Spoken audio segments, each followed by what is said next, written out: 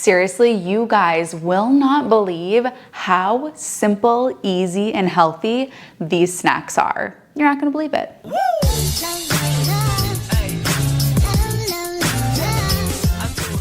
If you're new to the channel, hey, I'm Healthy Emmie. I'm a nutritionist, a weight loss specialist, and the creator of Slim, the all-inclusive platform where I give you a custom meal plan, custom workout plan, daily meditations, journals, topics, access to me, live Q&As, group calls with me, everything that you could need in order to be successful. So if you're interested in that, visit the link in the description, and there's a quiz on the website that will help you decide what the best plan for you is. Today I'm gonna be showing you how to make a single serve cookie, a single serve tortilla, and a single serve chocolate cake. All of these are, you heard it right, 3 ingredients or less. The cookie is 2 ingredients, the tortilla is 2 ingredients, and the cake is 3 ingredients if you're making the frosting. Totally vegan, gluten-free, no refined sugar, no oil, no dairy, no gunk. Let me first show you how to make this cookie. I will never get over this. So to make this cookie, all you need is 2 ingredients of almond flour and maple syrup. Make sure that you're buying ultra refined almond flour and you're not buying almond meal. I also wouldn't recommend trying to make the almond flour yourself. I would buy almond flour from the store.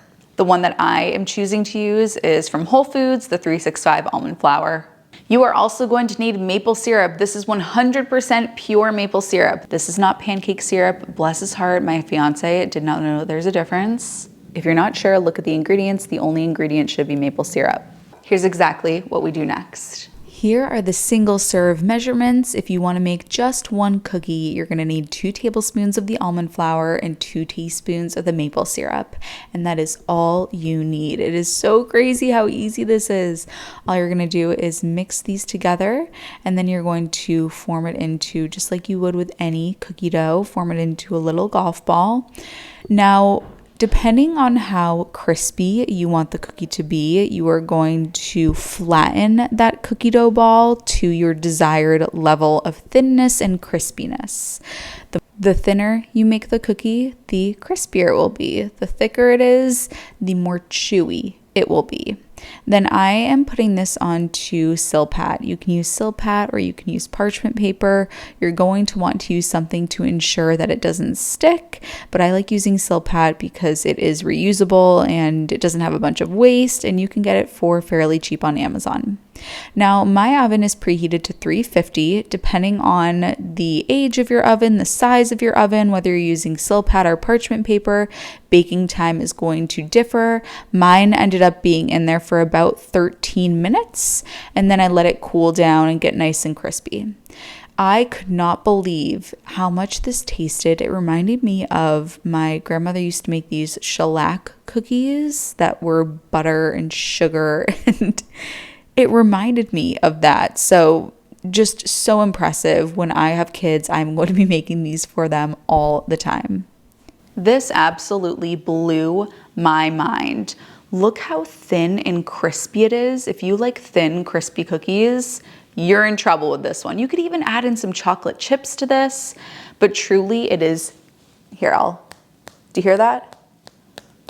Thin and crispy. I'm amazed by this. What I love about this is that you can make 1 or you can make 12. But the great thing about being able to make 1 is that you probably don't want to go through the pain of making another and making another and making another. I actually surveyed in the Healthy Hunnies Facebook group when I was making my healthy snacks cookbook. I wrote in the Healthy Hunnies Facebook group and I said, what are your guys', my dad hates when I say that, so I'll say it for him. What are your guys' go-to snacks that you need healthy replacements for? And so many of the comments were things like cookies and chips and pretzels, these highly processed packaged foods. You take out a carton of Chips Ahoy, good luck not eating an entire sleeve. You take out a thing of Oreos, good luck not eating an entire sleeve. But when you can make a single serve dessert like this, that's actually made with nutrient-dense, high-quality ingredients. And I believe this isn't organic. It's like half organic. But when you're eating nutrient-dense food, you are a lot less likely to end up overeating because you're giving your body what it truly needs, which is high-quality fuel. I'm not one to promote counting calories, but just for the sake of this video, one of these cookies, the almond flour, is 90 calories, and then we're looking at about 50 calories from the maple syrup. So one of these cookies is about 140 calories. That is comparable to probably what a normal cookie would be. The difference is this. Yeah, it might be the same amount of calories, but the store-bought cookie is gonna have so many additives that are designed to hijack your brain and make you want to overeat on those foods. It's gonna be very high in salt, high in sodium. And sodium is not a naturally abundant resource in nature. So us humans are very good at detecting sodium. When something has a lot of sodium, we love it. This is why we love salty food. So the cookies from the grocery store have tons of sodium in them. So we're gonna wanna eat a ton of them. They also have very highly processed, low quality sugar, which hijacks our brain, makes us wanna eat a ton of it. And then the fats that you're gonna find in store-bought cookies are usually the saturated fats from things like butter, which are terrible for our cholesterol. So these fats are a lot more heart healthy. Next up on our list, we have another 2-ingredient recipe that uses almond flour. Again, it is my almond flour tortilla. I mean, why, since when is a tortilla a snack? Listen, I hear ya. The tortilla is the vehicle. It is the base that you can put hummus on top of, you can put veggies on top of, you can even do some salsa and vegetables and beans, you can make a little taco for yourself. This is just the vehicle, and I think it's a great vehicle for raw vegetables specifically. So if we have a tortilla, we put some hummus on top of it, we put some veggies on top of it. I will display this in a little bit. You've got yourself a snack. The problem is that most of the tortillas that you're gonna get from the grocery store have a bunch of junk and additives. And you absolutely can buy, if you wanna do a store-bought tortilla, I would recommend a corn tortilla. And you look at the ingredients and make sure that the only ingredients should be corn, water, lime, and maybe salt. You can find those in the refrigerated section. But if you wanna make your own tortillas, you can do so. All you need is, once again, almond flour. And then we are going to use psyllium husk. This is psyllium husk that I got from Whole Foods. I have it because I use it in my raw vegan cinnamon roll recipe. Beware, this is very high in fiber, particularly it's quite high in soluble fiber. So you definitely won't be constipated. Just say that. Here's how we're gonna make this. This is the single serve recipe measurements. So if you wanted to do an entire recipe, then you could multiply this by 5. You would actually use a full cup of almond flour and then 2.5 tablespoons of psyllium husk. But because I'm doing single serve here, I'm just gonna do 3 tablespoons of almond flour with an extra 2 teaspoons of almond flour. And then I'm going to add in 1/2 tablespoon of psyllium husk and then about 2 tablespoons of water. Again, you could multiply this by 5 and you could have a much larger batch.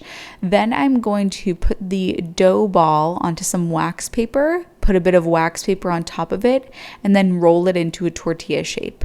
You don't want it to be too thin. If it's too thin, you're gonna have a lot of trouble taking off the wax paper, and also it is just going to turn into like a cracker on the skillet. So make sure that it's not too thin. You are going to put the skillet over medium heat. Make sure you have a non-stick skillet. If you don't have a non-stick skillet, then you're gonna have some trouble here. You would have to grease it so that it doesn't stick, and then you are going to flip it as I've done here, and lo and behold, look what you have, a tortilla.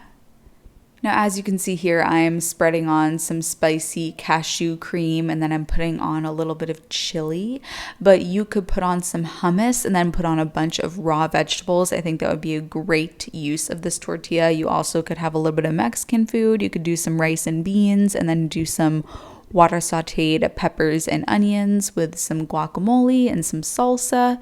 Truly though, probably the healthiest option here would be some oil-free hummus and a bunch of raw vegetables for a little snack of a little hummus wrap taco. If you're watching this video, then I just know you don't like putting junk in your body. Not in that Lamborghini. You wouldn't put low-quality fuel in a Ferrari, would you? So why are you using supplements that are filled with junk? Let's get the good stuff. On a whole food plant-based diet, there are 2 supplements that I take on a daily basis. Here they are. vitamin B12 and vitamin D3. These are my supplements that I made because I was very unimpressed with all the other supplements that I was seeing on the market.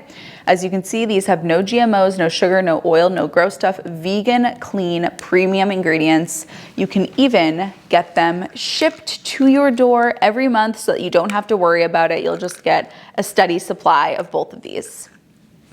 Link is in the description. Then next on my list to share with you is this little sweet potato single serve cake. This just came out of the fridge and I'm so impressed that it popped right out of my little silicone muffin tin. Let me show you how to make the base of this little cake. A little pro tip here, as you can see, I had sweet potatoes that had already been baked. That's because in my freezer, I pretty much always have sweet potatoes that have been baked. So you can bake a bunch of sweet potatoes, put them in a freezer safe bag and put them in the freezer. They will heat up in the microwave in under a minute and 30 seconds. So that's what I used to make this. Okay, now we are going to make the ganache. So 2 things here. This is a little indulgent. You could just have this on its own and it would be delish. But we're gonna make it a little fancy. I have some light coconut milk, and then I also have these Hu Kitchen dark chocolate gems. I actually got a great tip from a Healthy Honey who emailed me and let me know that these chocolate chips that I'm putting on the screen right now are a great choice as well. They don't have any added sugar or dairy. Hu Kitchen unfortunately got rid of their other chocolate chips that were only 3 ingredients. Please respect my privacy at this time. But they have these, which are still good, but they do have coconut sugar. As you can see, it's unrefined coconut sugar, but even still, it is sugar. It's just not refined sugar. So I do miss those other chocolate chips, but this is all right for now. The better choice would actually be the ones that I'm showing on the screen right now that the Healthy Honey turned me on to. These were pre-baked sweet potatoes that I already had in the freezer. So as you can see, there's actually some steam and heat coming off of them because I put them into the microwave for about 90 seconds. So these were baked ahead of time just because I store them in the freezer. It's an easy place to store them, and then reheated in the microwave. And then I peeled the skins off them. I happen to have Japanese sweet potatoes, but you can use any type of sweet potatoes that you have. So you can use orange sweet potatoes. That is totally fine. Just know that depending on the size and the wetness of your sweet potatoes, you are going to need more or less liquid. So just pay attention to that. So I have taken a fork here and I am mashing up the sweet potatoes. This is to make it easier to blend. I actually didn't end up using a blender. I did this all by hand, but it's a lot easier when you do use a blender. So taking the sweet potatoes, mashing them up, and then I took my chocolate and I melted it and then mixed in the sweet potato. And you want it to be mixed to a puree. Then I patted this into the silicone mold, and because I was going to put the ganache on there, I took the bottom of a cup. And as you can see, I made a little divot here, so there's a little valley that the chocolate ganache is going to go inside of. So then to make the filling, I melted chocolate and then I added in just a little bit of coconut milk and mixed those two together and then filled that into the little valley that I made. And then I refrigerated it for about 4 hours until it was ready to go. I'm so excited for you guys to try out this recipe. This is you have to do this one. If you're gonna do any of these, you have to do this one. You will be amazed. And remember, if you want a completely done for you meal plan, workout plan, meditations, journal topics, if you wanna come on a call with me every month via Zoom, group calls, visit the link in the description bar. Slim has got your back. If you loved this video, you are going to adore the next one that pops up on the screen. More recipes for you. I love you, honeys, and I'll see you in that next video. Mwah.